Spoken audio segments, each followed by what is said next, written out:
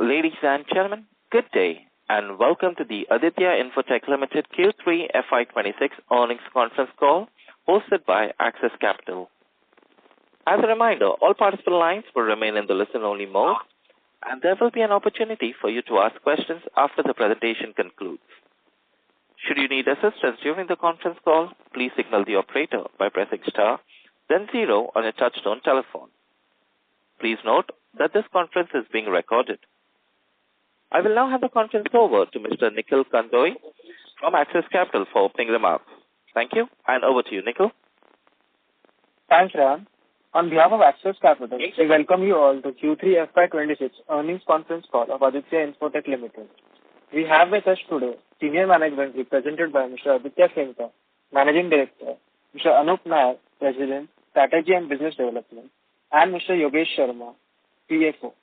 Now, I'll hand over the floor to Mr. Aditya Khemka for his initial comments, and then we'll open the floor for Q&A. Thank you, and over to you, sir. Hi, thank you, Nikhil, and good afternoon, everyone. Thank you for joining us today. In the third quarter of 2026, Aditya Infotech Limited continued its profitable growth, operational discipline, and robust execution.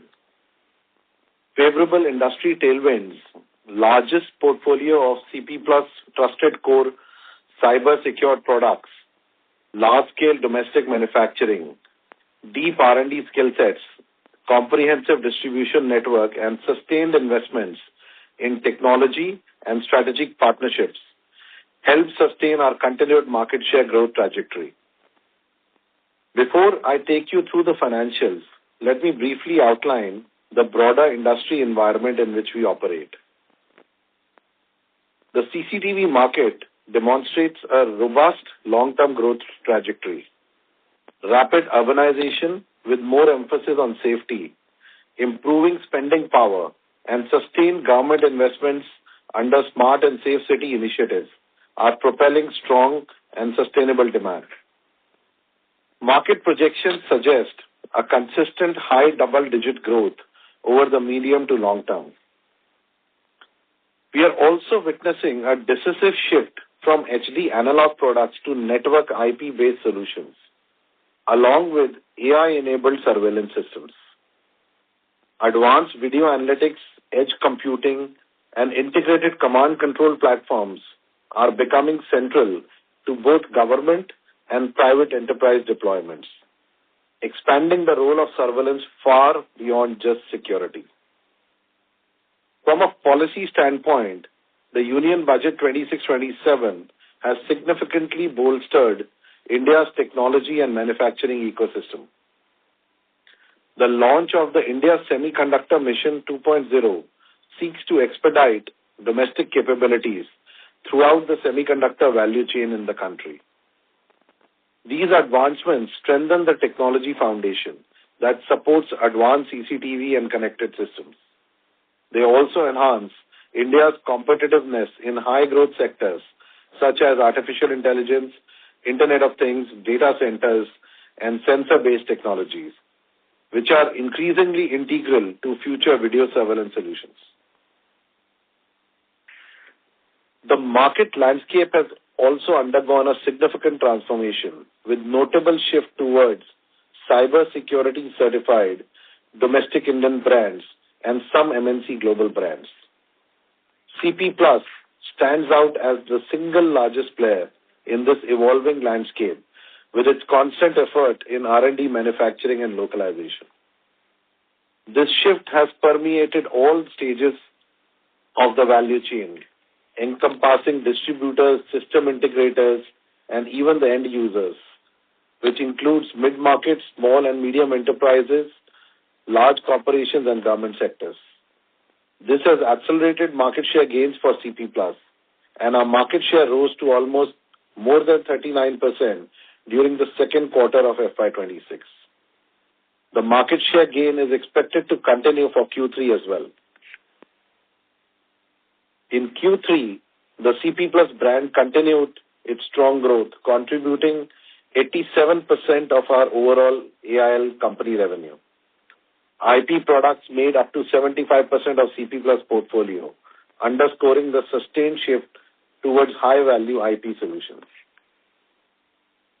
Let me walk you now through the financial results.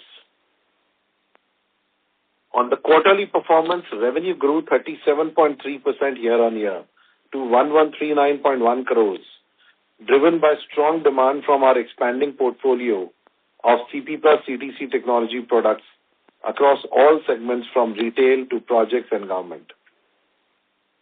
EBITDA increased 98.7% year-on-year to 144.6 crores, with margin improving by 391 basis points to 12.6%, primarily due to favorable product and brand mix, higher localization, and strong operating leverage. Adjusted PAT stood at 96 crores, up 138.8% year-on-year, after accounting for 7.7 crore of one-time provisioning related to the new labor codes. On a nine-month cumulative performance, revenue grew 31.1% to 2798.8 crores, and EBITDA increased 100.5% year-on-year to 320.6 crore, with margin expanding by 395 basis points to 11.4%. Our adjusted PAT rose to 198.8 crore, reflecting 138.8% year-on-year growth over the 9 months period. On the manufacturing expansion, we are actively expanding our manufacturing infrastructure and capabilities. Our installed capacity for Q3 was 1.9 million units per month, which represent already a 20% increase from our previous peak. We are on track to achieve a capacity of 2.1 million units by Q4 of FY26. During the quarter, we also commenced construction of our enclosures and housing plant in Kadapa, Andhra Pradesh, expected to be operational by mid-2026. This initiative will deepen backward integration, improve cost competitiveness, and enhance supply chain resilience. The project is fully funded through internal accruals. We have also successfully commissioned the CCTV camera lens assembly line, and commercial production will begin from Q1 of FY27. Once operational, this line will deliver a production capacity of up to 3 lakh lenses per month, to be further scaled up to 10 lakh per month by the end of next year, enabling us to meet future volume demands more efficiently. I'll talk on the R&D and global technology expansion now. Our investments in R&D continue to grow. We are adding highly experienced engineers on regular basis and strengthening collaborations with semiconductors and critical component manufacturers to deliver world-class advanced cyber-secured CCTV solutions to our customers. We have also incorporated Aditya Infotech Taiwan Company Limited, a wholly owned subsidiary dedicated to global R&D for security and surveillance technologies. Taiwan is a global hub for semiconductor manufacturing and hardware innovation, with world-class foundries, IC design houses, and a mature electronic supply chain. This enables us to access high-caliber engineering talent for the following work much ahead of time, including SoC architecture, embedded systems and firmware, hardware-software integration, AI, AIoT, and edge computing. This aligns tightly with our long-term innovation and technology roadmap. This quarter, we announced 2 significant collaborations. We entered in a strategic partnership with Qualcomm Technologies to build AI-enabled, insight-driven video security solutions for industrial, enterprise, and public safety applications. These next-generation offerings, powered by Qualcomm's edge AI hardware and CP Plus extensive market reach and product ecosystem, are expected to be commercially available in the H1 of coming year. This marks a pivotal shift from hardware-led surveillance to AI analytics-driven solutions, enhancing both revenue mix and margins. The vision is that while we have successfully made cameras available to the nook and corner of India, and there is something for all kinds of customers, Next for us is to make it more intelligent, to derive even business outcomes, and also to provide action-oriented security. To make AI as part of life for all our customers in the coming years.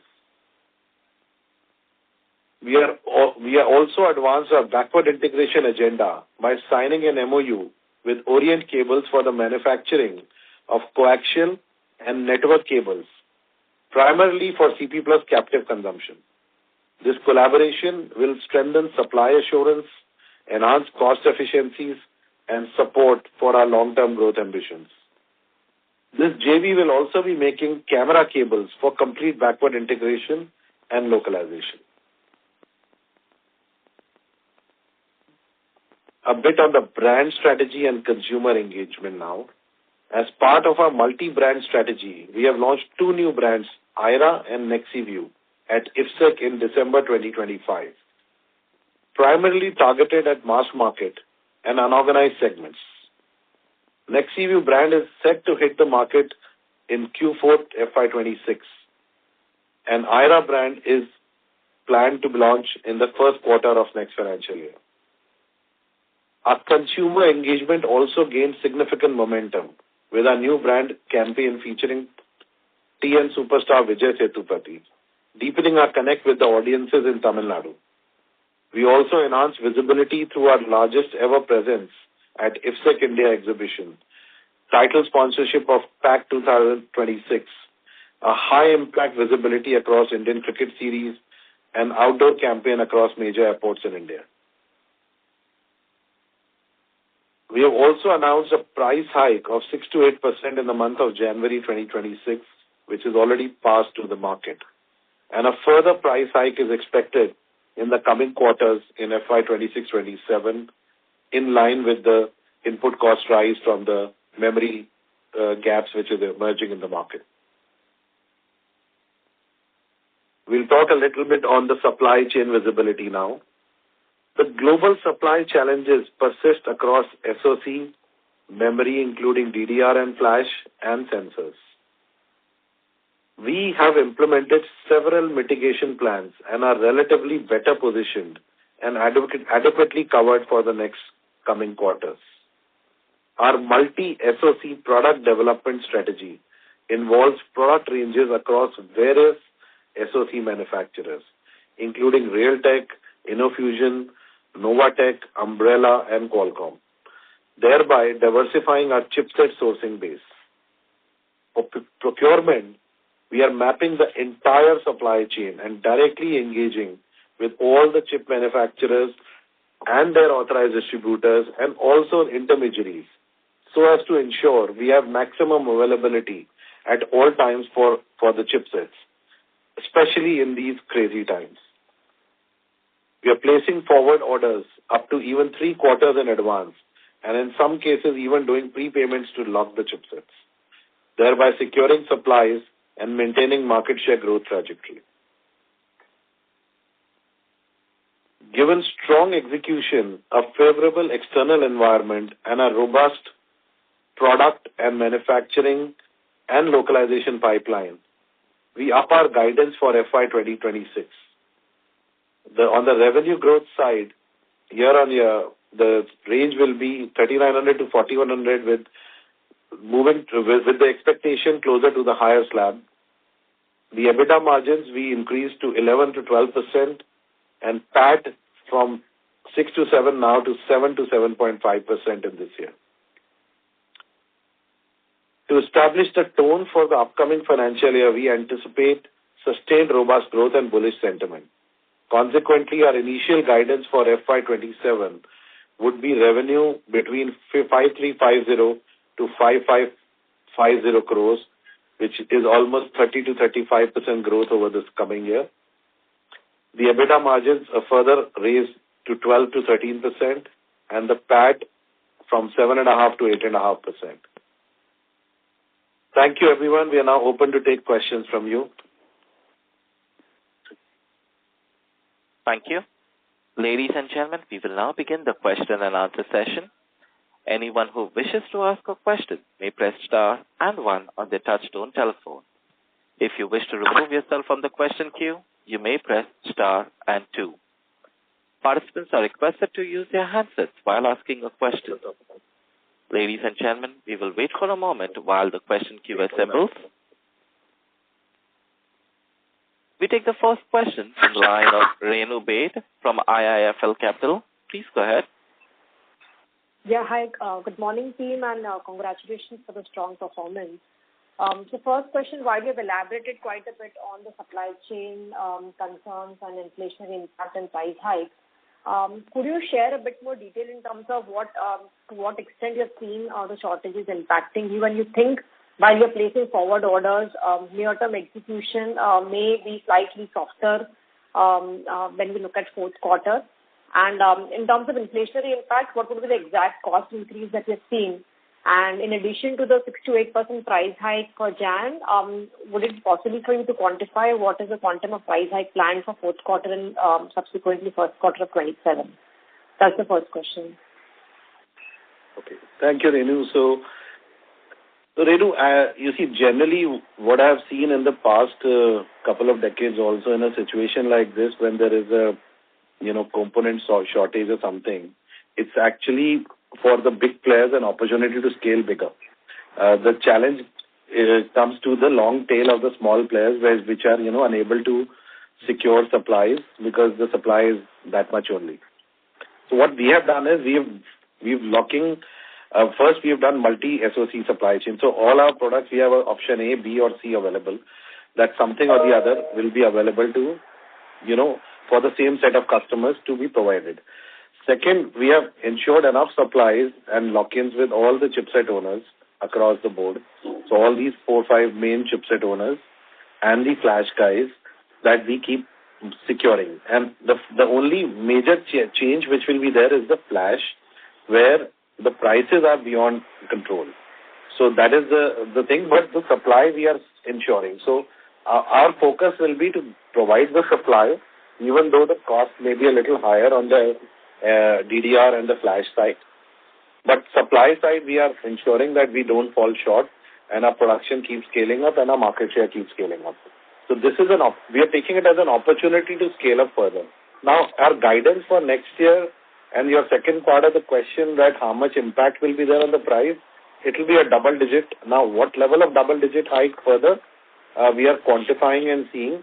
What we are trying to do is that it doesn't impact our margins because we are the largest supplier, almost 40% of the market, and we are aiming to scale it up further in the coming future. And the other side of the supply, there is a shortage which is there for the balance 60%. So we don't see a challenge with respect to the revenue, achieving, as long as we are able to maintain supply. So whatever is the input cost rise due to this, we are passing on without affecting our margins. And I think that's how it is. But it will be a double digit because at the moment, the next 6 months, the 6 to 8 months rather, the memory and DDR is going over the roof. So it could be 10, 15, 20, 25. We are just quantifying what best we can do to balance out the, supply. So it depends. Every month, 2 months price may have to alter. Correct. Get it. Secondly, in line with some of the strategic initiatives that you have planned along with Orient Cables as well as with Qualcomm, how do we see the capex numbers for FY26 closure and for fiscal 27, along with the backward integration plan? So I think this year capex we have primarily funded from our own with respect to capacity expansion, and a little bit was done on the corporate office, which we intend to finish in the Q1 of next year and move in there, which is the R&D center where we have a huge R&D setup, labs and everything. And next year, I think the Orient Cable capex will soon be out, but it's not much. We'll most likely be funding through internal accruals. It's a 50-50 JV, so both partners will be providing for the capex, and it's not too significant or material. Right, but cumulative capex. And for the Qualcomm, Renu, let me answer the Qualcomm part also. The Qualcomm part is more of a collaboration, so there's no investment. So they are using our market reach and knowledge of CCTV, and they are bringing in the cloud and IoT knowledge. So there is no capex in that. It's more of an cost and revenue share. Cost and revenue share. So once the product is ready, there's a revenue share model. So there's no capex in the Qualcomm model. Got it. So broadly on an annualized basis, we should be within the 100-150 crores of guided CapEx range. Absolutely. Yeah. The same that we guided for. It will be within that. Unless there is an inorganic thing where we will see separately, but more or less for our current plans, there should be okay with it.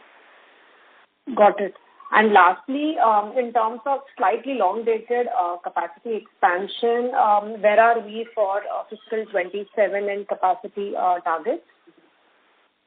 So we are going to raise it to 2.4 million, as we mentioned, so 2.4, 2.5 million with the current Kadapa plant. Though that should suffice our FY27 or even a part of FY28. And 30 million enclosures. And 30 million enclosures also, which will be the housing and enclosure plant, and a million of lenses per month, apart from the rest being imported. But post that, maybe in the next year, we'll explore a second manufacturing facility. So we are working on that, yet to decide at the moment. Got it. Thanks and best wishes, team. Thank you. Thank you, Renu. Thank you. Ladies and gentlemen, if you wish to ask a question, please press star and 1. We take the next question from the line of Aniruddha Joshi from ICICI Securities. Please go ahead. Yeah, thanks for the opportunity and congrats entire team at Aditya Infotech for posting such great set of numbers. 2 questions from my side. In terms of NexiView and IRA brands, if you can share more details, means now almost 3 odd months are over, so are they well distributed across the regions, and how do you see the distribution upside? Point 1. Secondly, is there any revenue target for these brands, let's say 1 year down the line or 3 year down the line? Anything on that? That is question 1. And then second question is in terms of CCTV camera issue.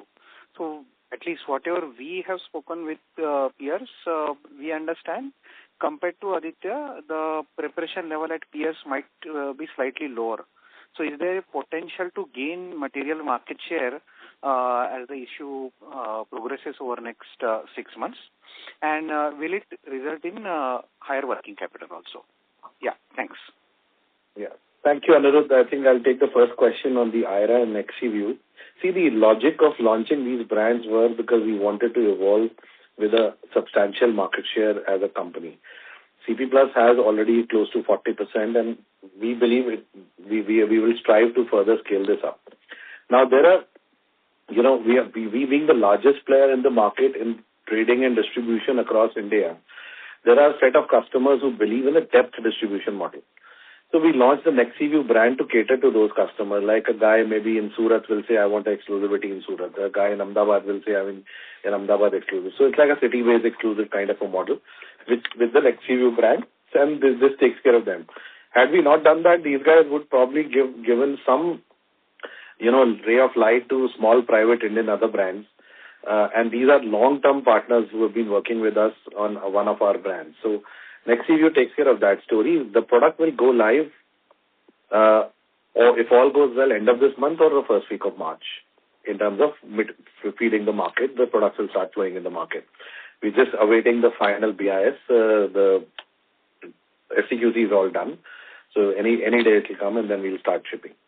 The IRA brand will go to the next quarter, and that will be where we have an option of, playing price cards against the private Indian brands, the long tail of unorganized, small things. So there we are not playing very big, but more just keeping something under our belly. And between these 2 brands, we believe over the years, 7-8%, 10% of our revenue may come into this. But we are yet to take the final call because the product is still yet to hit the field. So I think another quarter down the line, we'll have a fair visibility of what revenues we will plan. We have some plan, but it's too early to make a solid comment out of that. The second question is with respect to the market share and the readiness of the competitors. Yes, we believe we are right now the only player who has the solid readiness with respect to all facets of business, be it the market reach coverage, be it brand power, be it distribution, be it the manufacturing, localization, certification, all those things. So we are putting all our guns on fire, And we feel that in the next 6 to 12 months, our market share will continue to rise. Now, to what percentage is early to say, but we are trying to hit the halfway mark. Let's see how it goes. Sure, sir. And just lastly, the working capital, do you see any increase in working capital? Not really. I think we should be in the similar lines in the coming year also. Because you see, when there is a supply tightness also from across the board, the extensive use of working capital will not be probably required. So I think more broad basing and more faster turnarounds will be the situation. So we are improving on that side. So I don't think, even if with the high growth, some slip up here and there, but still the faster turnaround will balance it out. And we should not have an excess requirement of working capital. We are not factoring in any other. No, sure, sure. That's very helpful. Last thing, as the inventory, as the supply chain situation remains tight, I guess the inventory in the trade may also reduce. And while the demand for product may remain, but the trade inventory goes down. So it's a very ideal situation for price hikes. So you see a possibility of a very strong price hike at the earliest, or it will be more of a staggered manner? So I think a double-digit hike is just across the line, I think, from the coming quarter. And let's see after that staggered way how we can do, because the impact is sizable with respect to the flash and all. And with such impact, you see the smaller players will never take a stance. So they will play it safe. So there will be further gaps which we foresee. That's where we are anticipating. Okay, sure, sir. So this is very helpful, and many congrats to the team. Thanks. Thank you. Thank you. Thank you. Ladies and gentlemen, a reminder. If you wish to ask a question, please press star and 1. We take the next question from the line of Dhruv Jain from Ambit Capital. Please go ahead. Thank you for the opportunity, sir. So my first question is on market growth, right? So you spoke about double-digit market growth in the coming year. So if you could just speak about some of the sectors that, in your view, are doing well in terms of growth, and incrementally over the next 2 or 3 years, which are the 2 or 3 subsectors you expect to drive this growth consistently ahead? So, Dhruv, market, India is actually still under-penetrated with these technologies. The general, consensus is 16-18% market growth should happen year on year. We feel last year was a little muted growth because of the transition to the new certification norms. And there is an expectation of a pent-up demand growth in this year. Lately, due to the supply chain challenges and the cost rise, we have internally mitigated that maybe the pent-up will not happen and it will just remain at the 15-20% slab. And that kind of growth will happen. Now, with respect to sectors, this coming 2 years, we see huge growth coming. When we talk about government, we see huge growth from railways, National Highway Authority, where they are removing all the toll nakas, railway coaches. Railway itself will be a 2,000-3,000 crore worth of supplies in the coming 2 years. And we are one of the most solid contender on that front. And many other government sectors, will be there. Private sector enterprise also is growing. Wherever there is new establishments, they are deploying as part of their establishment now. And so is in the small businesses and home. So I can't define a specific sector barring if you talk about a high-ticket 4-digit revenue where there's NHAI and railway, which we can see. But across all, manufacturing is scaling up like crazy in every sector. They all need surveillance also. So all these sectors are deploying technologies. And more interestingly is now there's a lot of talk on AI. And our partnership with Qualcomm is just apt in the right time. So we feel in the coming few years, this will become, we intend to make it mass for everyone to use, at least in the enterprise government, trickling down to the SME sector. Sure, sir. And sir, second question linked to the comment that you made, right, with respect to AI and generally the share of IP going up. So, for the next year, you've, guided for a very strong growth. So, if you could just talk about, what kind of premiumization-driven growth that we see in the next year. So, one is price hike, second is volume growth. But, if you have to break down the growth guidance for the next year, that will be very helpful. So you see, if you look at the front-end camera devices, there are three categories we bucketize the product. One is analog HD, second is the IP camera, and third is the Wi-Fi 4G home cameras, where we call it the plug-and-play devices. Now, what is going to happen is HD is going to go flat. HD will not grow. And HD ASPs are maybe 30% of a IP camera. So अब आप suppose एक hall है, उसमें 4 camera लगना है. So the only 4 cameras will be put, whether you put IP or analog or a Wi-Fi, because that can be most likely cover, or maybe 5 cameras, 4 or 5. So the whole growth is going to be on the IP maximum and some growth in the Wi-Fi. IP is almost 3 times or 3.5 times cost of an analog camera. And that is because of the scalability, because of the flexibility, control of the product, because of AI usage in the future. So that is what is going to drive. So there is if you talk about per unit ASP of all cameras put together, that will grow up because HD is not growing and IP is growing in terms of total units. And I think the price rise and the cost rise will also play an impact. We haven't, to be honest, factored too much on that in our guidance at the moment. We are still yet to do that because we haven't passed it on. So we have some leeway there also. Fair enough, sir. And sir, if you could just spell out the contribution of Dahua revenue for the 9 months in this quarter, and what is the kind of revenue you expect to generate from that vertical in FY27? So I think Dahua, first I'll take the second part. Next year would be not even 100-150 crores of our revenue. So it will be just like a feeder thing. So it's negligible. It doesn't cross our mind also in our planning. And so this year also, whatever inventories we had, we cleared out. Now the revenue is about 10-15 crores a month kind of a thing only. It's not much in this year also. So Dhruv, the CP revenue, as we have said, is almost at 87%. So we see this almost touching 90 plus going forward. Okay. And thank you so much and all the best. Thank you. Thank you. We take the next question from the line of Naushad Chaudhary from Aditya Birla Mutual Fund. Please go ahead. Yeah, hi. Thanks for the opportunity and congrats on very good set of numbers, sir.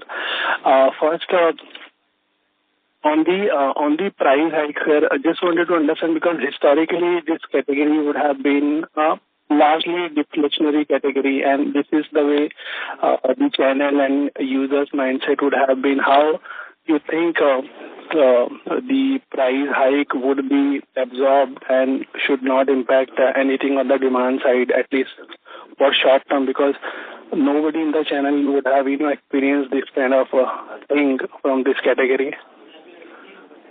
Yeah, hi Naushad, thank you. So I think Naushad, you are absolutely right. People are not used to these kind of things. But what is happening this time is it's across the board. It's not just security and surveillance today. You talk about a NVIDIA GPU, you talk about a Seagate hard disk, you talk about a basic laptop. I was told 45,000 laptop is now 65,000-70,000 in the market already. So it's already 40-50%, 30%. So what is happening is the price hike in the very higher end products will not be that much because those chips are not going too high. There it might be just a single digit.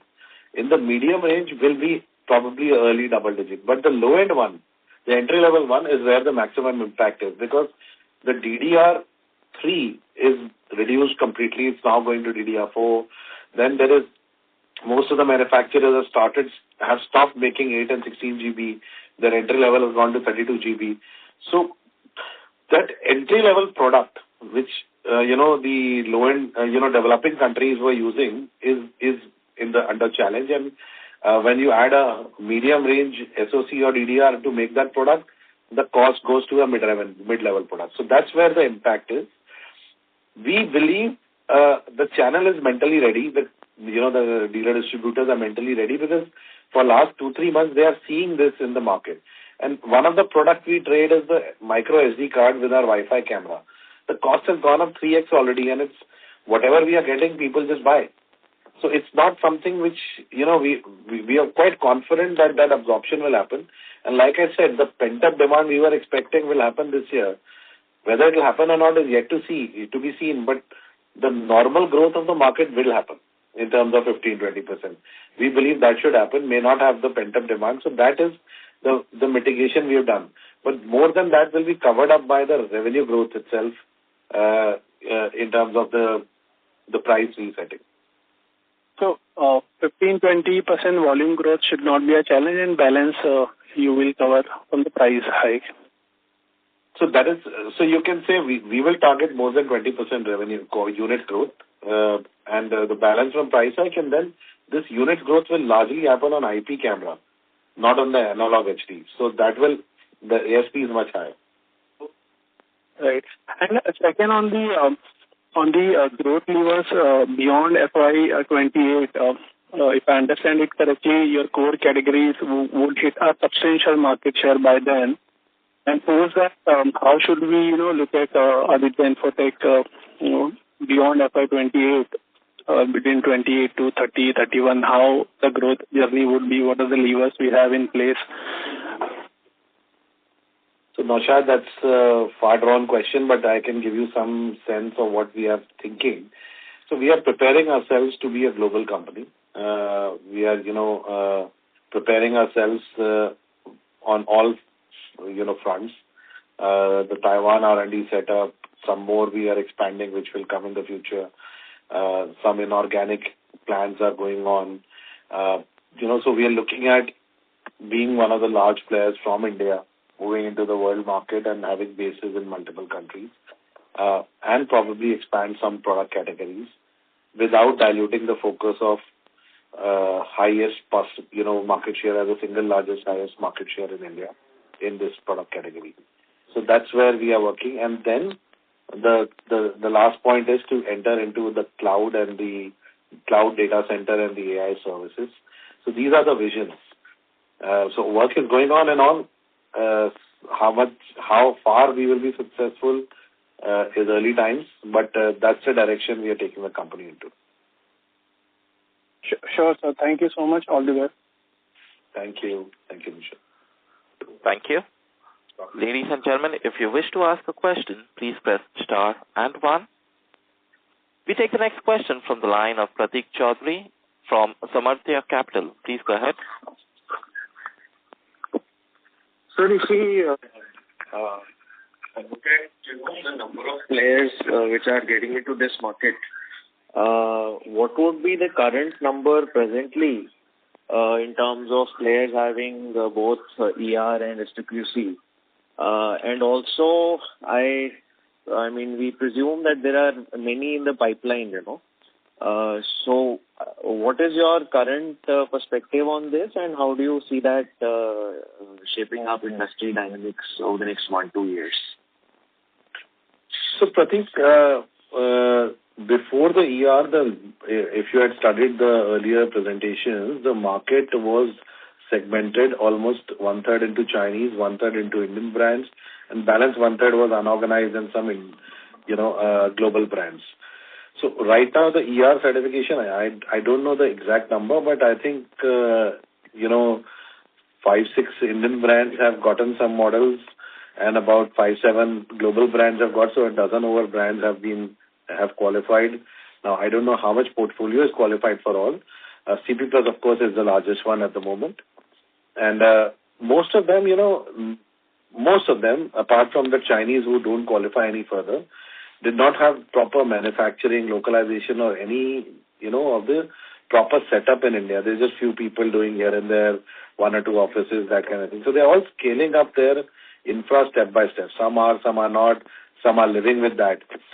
So right now, the global brands doesn't cross our mind in terms of, because their pie is less than 10% of the overall market, which is another 5-6 brands who have qualified, and largely in the enterprise sector here and there, very selective in the government, and nowhere in the SMB and the home market, which is almost 60% of the Indian market.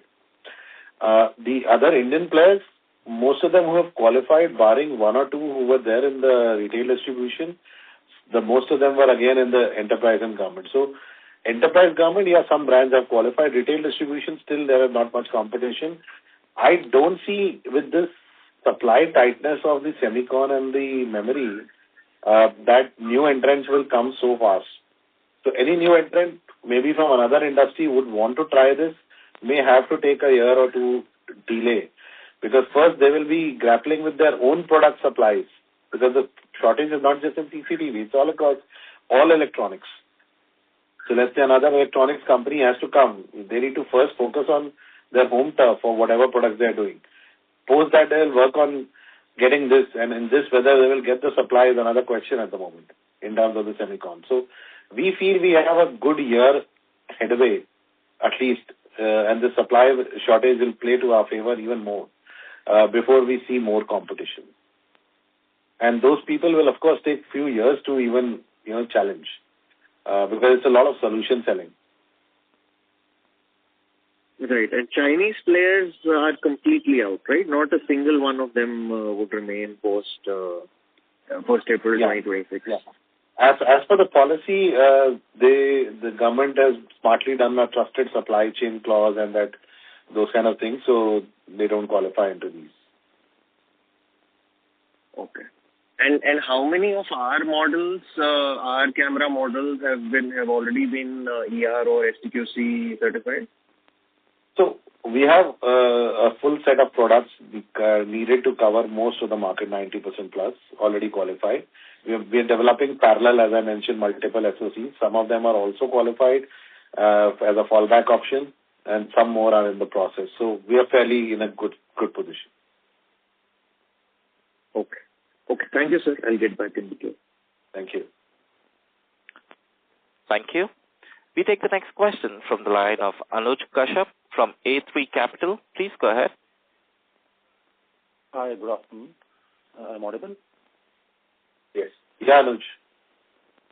Sir, just I wanted to know, do you have any data in terms of percentage penetration, like in Indian, if we compare the Indian population size vis-a-vis to China, what is the penetration right now of the products, of the camera products? I will send the Frost report.